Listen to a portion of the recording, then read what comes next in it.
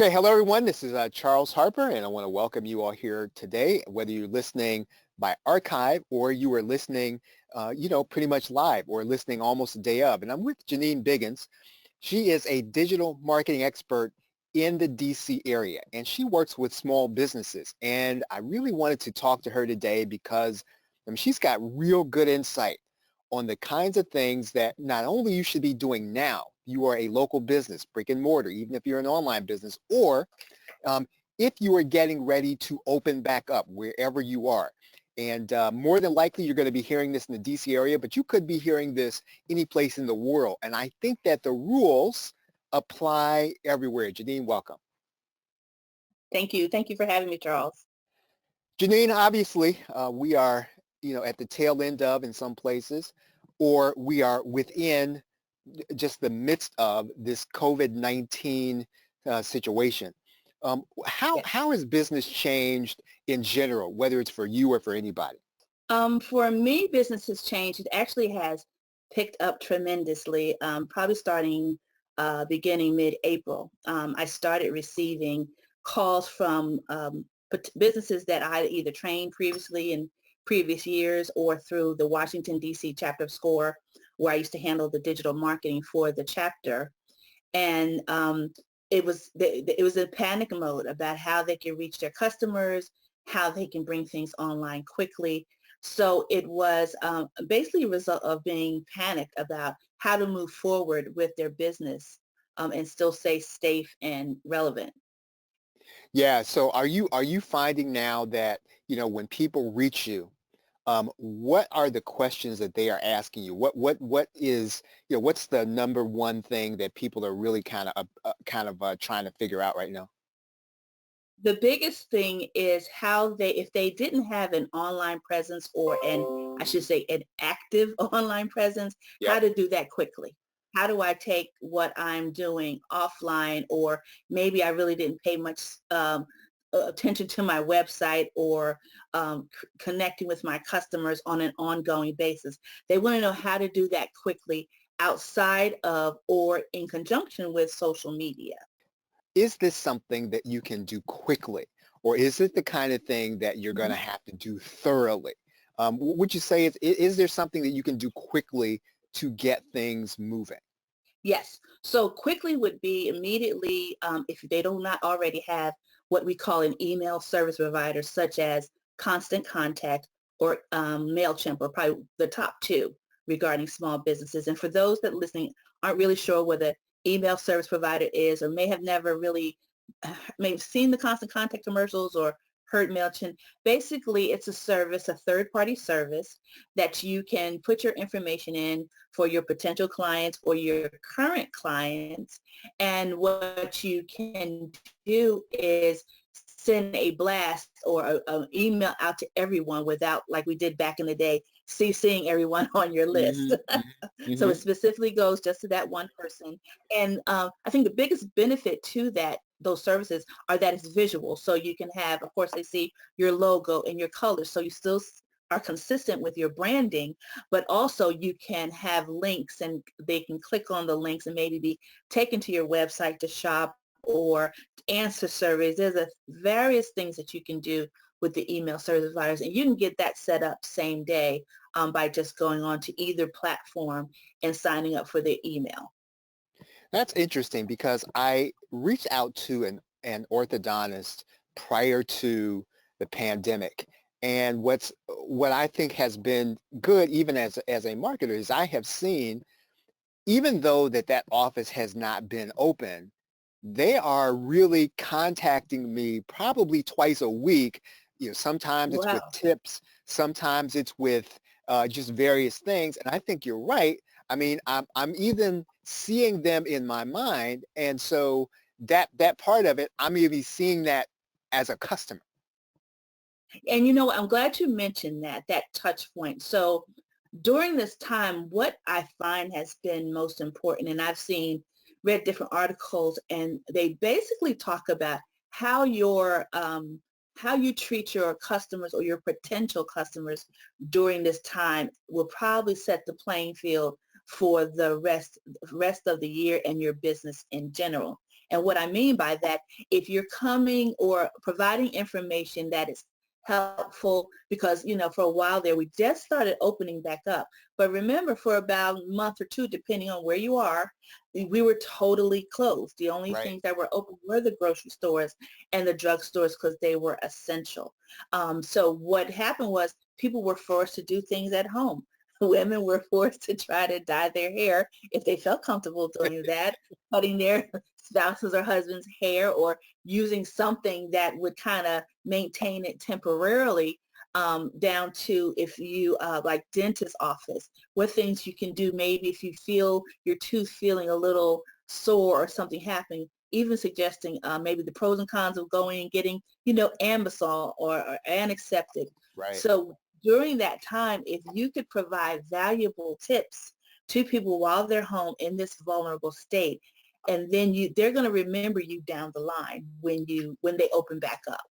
Thinking about post-COVID, Mhm. and I'm a small business owner. Let's say I'm a small guy here in Harrisburg. What am I going to need to start thinking about to start to kind of reactivate things as we start to open back up? Okay, great question. So as you start reactivate, I actually, because of the demand, I created this like really, it's called a reactivation blueprint for businesses. And while they were not open, we kind of, basically it took them, it was like a PowerPoint. It took them through, let's look at where you are currently, you are digital asset wise, your website, if you have an email list, or if you just have your emails in a Word file or written down. How many of those do you have? And then also documenting all your social media, quote unquote, followers at the time. And then actually seeing, so you're taking those assets, you're like, okay, so you're creating the plan.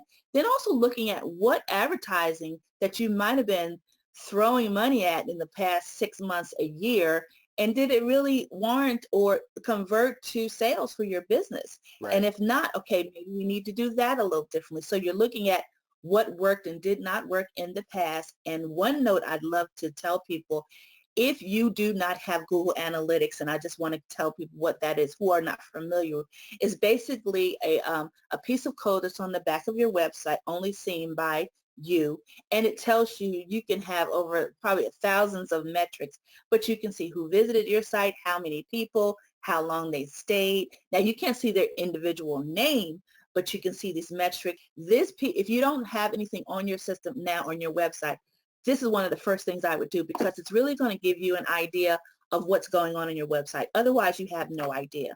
The only thing close to it is Facebook business pages. They have what we call insights, where you can see if you have 5,000 likes, what are those likes made up? Are they men, women? What area are they from? What are their ages, etc. So these things can be done really quickly. And so if you're just starting to get back, I say get that email going. Also, go into your social media platforms if you have them established and connect with your people. Hmm. Kind of go on and just do an impromptu Facebook Live and say, hey, or Instagram if you use Instagram. Like, hi, this is Jennene from J. Biggins Consulting. Just check in and see how you guys are doing. How can I help you get over this? Or what are you in need of?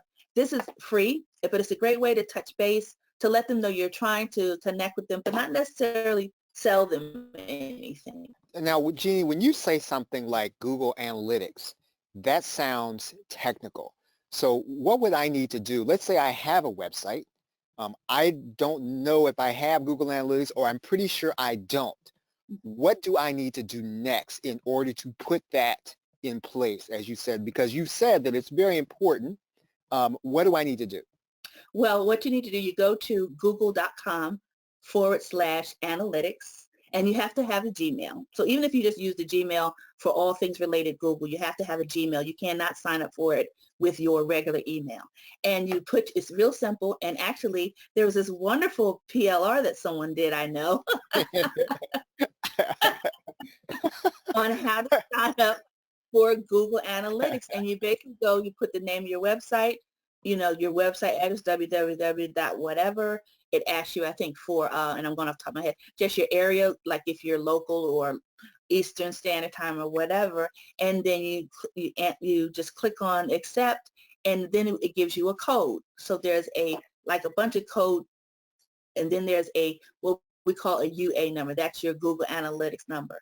Yep. And the easiest thing, like if you're using WordPress, they have plugins. You can just put that UA code in. I Right. believe Square websites make it really easy. So a lot of these website builders, even like I believe Weebly, they have a way that you can just put that one code in. It's a series of numbers and you are set. You have it.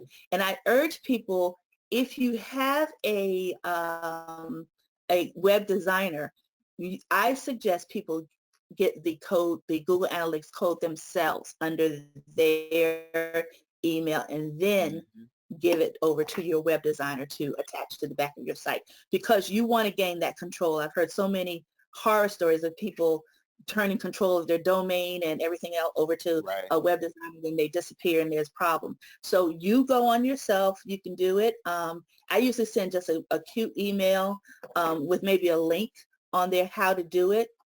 I have this wonderful, like I said, PLR, and it has helped me. I actually just send, I think there's like 2 or 3 videos that show them how they do it. I just shoot that off to them if they don't have it, and they can do it from there. And then they can make me an admin or a editor. Therefore, if they stop working with me or for whatever reason, they never have to give me their sign-in information. They can just basically take me off of the administrative section as a person that accesses. Right. Now, we've talked about a couple of different things, and you have really kind of stressed the importance of email. Is that the most important activity that somebody can be doing? Well, some people would differ, but email is never going away. And I'll tell you the reason why. Social media is awesome. Facebook, Instagram, you name it, is awesome. But they are all free platforms, and you ultimately do not control anything if happens to it. Meaning if they decided to delete your account, God forbid, you're stuck. What the email is you control it. You control your list. And as marketers, I'm sure you well know, Charles, we call it the money is in the list. As long as you have a way, an email, and maybe just a first name, you can contact anyone if something happens. Maybe you can't access your page for whatever reason. I don't know if you remember last summer, I think it was July, Charles, Instagram and Facebook went down for about 10 hours. That's right. People, and the funny part, people went to Twitter to complain about it. That's right. But I always use that example because if you were trying to promote something that day, or you had an event or a sale, guess what? You had no way to get the word out if you didn't have a list, because if you just totally depended on that social media, you were pretty much screwed that day, because guess what? There's no help desk to call. You're at their beck and call. And it was just funny that people went to Twitter to complain about not being able to get on Facebook. It was just hilarious putting it on those websites. So like Facebook has a widget that works with MailChimp and right from your list, right from the Facebook page. Instagram, you can put it in your bio and the navigation, sign up for our list. Keep driving them to sign up for your list. One of the things I've kind of heard you say is you talked earlier about, providing, valuable tips and content during this, during this time. What kinds of things do I need to do to add value to, let's say, the things I already offered? Let's say there are things that I sell, but I want to add some value to those things. What kinds of things can I do to add value to them? Okay, so again, if you start just listening to your people, you go and just ask the question, but some things you can add value to. So you can have, if it's a product, if it's a 2-for-1, or maybe you can offer something that will complement that particular product or service. You want to do things that maybe complement. If you're opening back up, say you're a store, whether you're a florist or any kind of brick and mortar, and pretty soon you're going to be opening back up, you can start selling quote unquote discounts to get people back in the door. I'm sure you've probably seen people talk about offering a gift card, so that right now that'll help them, generate the revenue, but you can come in and say, hey, you can use this until end of the year, end of the summer, come in and get a 2-for-1. And by building that list while you're doing that, that's a quick way to gain that value. If you're doing business services, offer some kind of training. I have seen, and I'm a webinar junkie. I'll admit it. Uh-huh. I need to go to webinar and info product anonymous. But what I have found, which was amazing to me, people that were charging hundreds of dollars for quote unquote programs or training gave it away for free. Right. Um, and it was this one gentleman, he had a $9.97 product, and I know it was $9.97. I don't mean $9.97. I mean Right. 997. Right. Right. He went on, he said, I have a special. I want to help you build your business. It was a Facebook ads training, very thorough. He offered it for free, but the caveat, this was interesting, you had to make sure that you were accessing the platform, and they could tell from the back end at least 3 times a week. And then at the end of it, this was the agreement. You had to give a testimonial about what you learned or how it benefited. So can you only imagine? So he put some parameters, which weren't very bad at all, Right. Right. not Yeah. in for $997 product.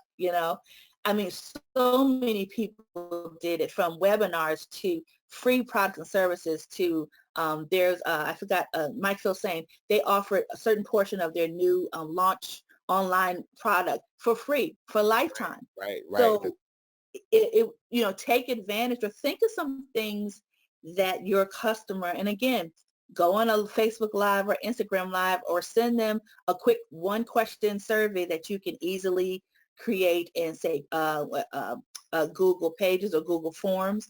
Say, what is your biggest challenge in, or what do you need help with?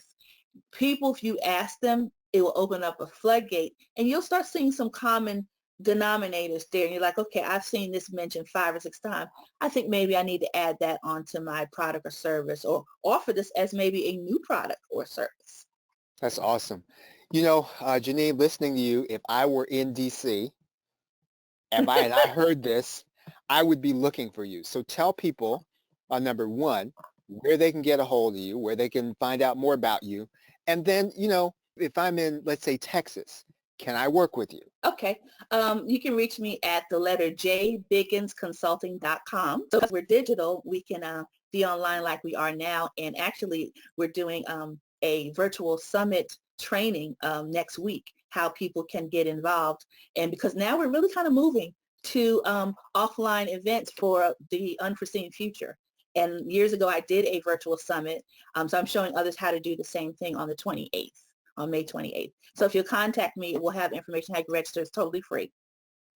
That's fantastic. Everybody, this has been Jennene Biggins, and I hope that you will reach out to her. I've got all of her contact detail here on our page. I'm sure she's going to have it if you're listening to it on her end.